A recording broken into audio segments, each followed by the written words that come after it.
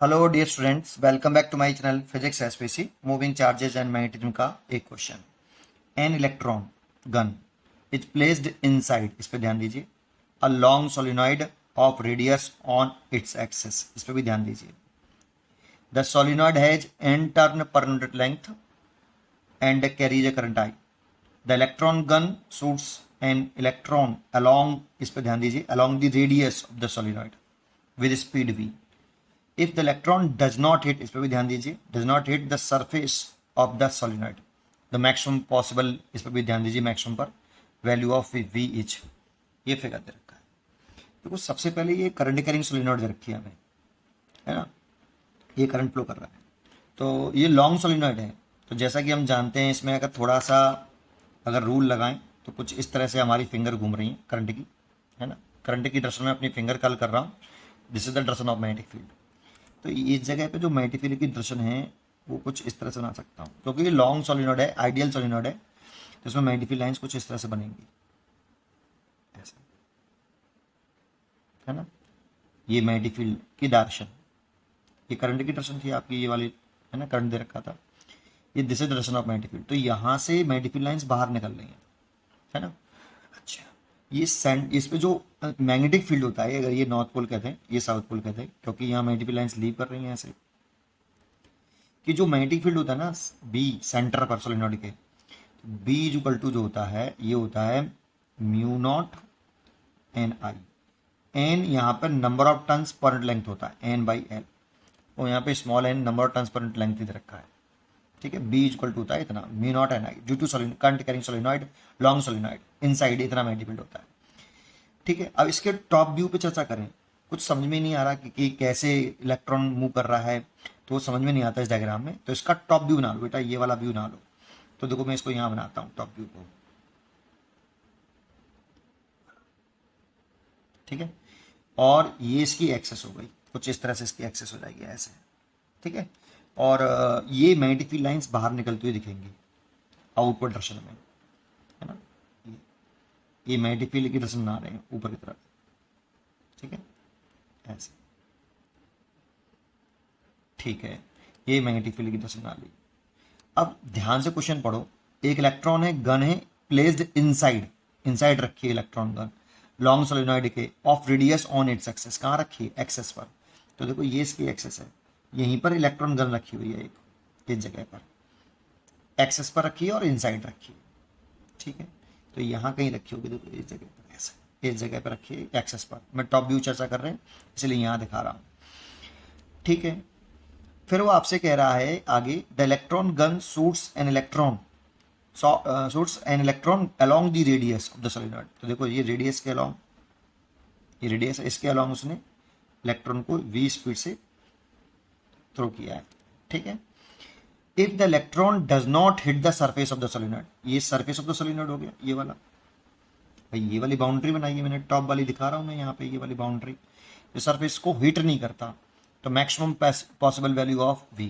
देखो यहाँ वेलोसिटी और मैग्नेटिक फील्ड कैसे हैं, परपेंडिकुलर है। देखो वेलोसिटी ऐसे है और मैग्नेटिक फील्ड ऊपर है।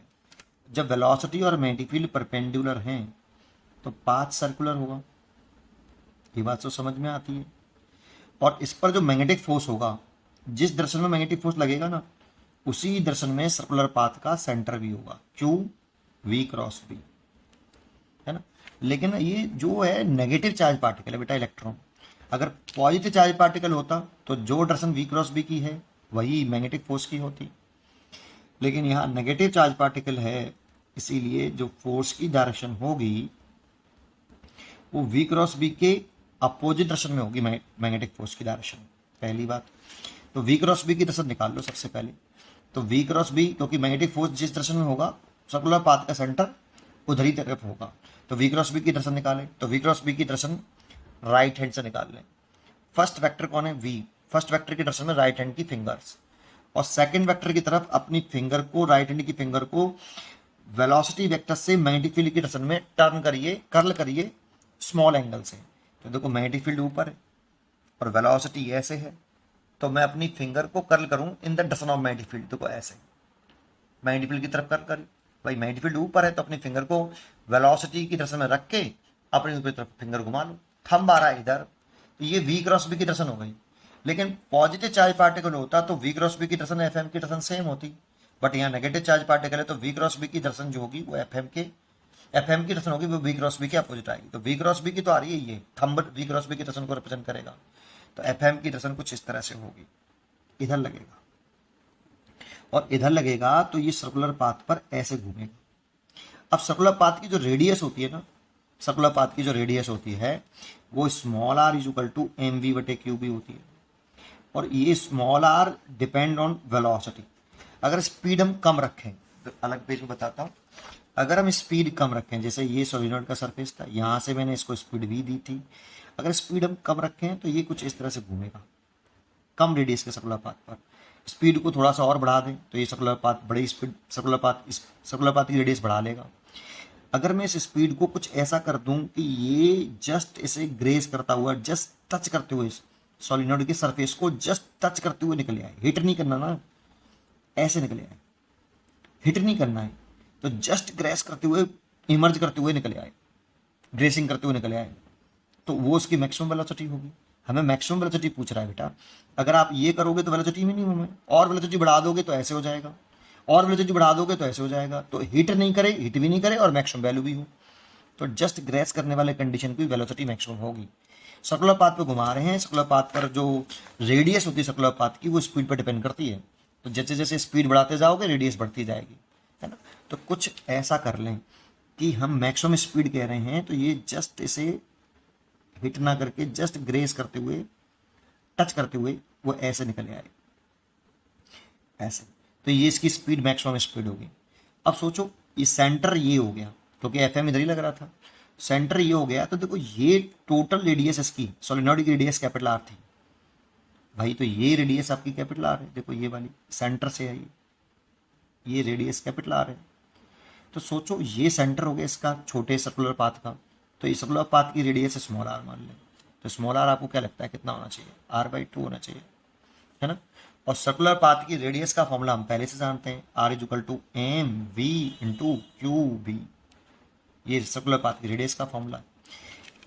मैग्नेटिक फील्ड में तो r is equal to r/2 दे रखा है, एम है, वेलोसिटी है, मैक्सिमम वेलोसिटी है, ये चार्ज क्यू है, और मैग्नेटिक फील्ड जो होता है due to current carrying solenoid centre पर इतना होता है, B बराबर म्यू नॉट एन आई।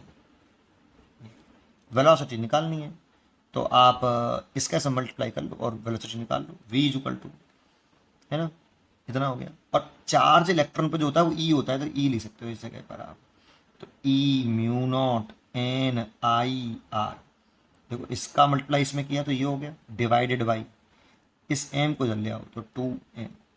क्वेश्चन काफ़ी इजी था, बस इसमें समझ में नहीं आता डायग्राम, डायग्राम को देख के हिल जाते हैं कि क्या बोल रहा है, यही नहीं समझ में आता है, कुछ तो बस डायग्राम को समझ लिया, फिर कुछ नहीं है इसमें। ए चॉइस इज करेक्ट, है ना, A mu naught n I over r rotate हुआ है। उम्मीद करता हूँ कि आपको ये क्वेश्चन जरूर समझ में आया होगा। पढ़ते रहिए और खुश रहिए।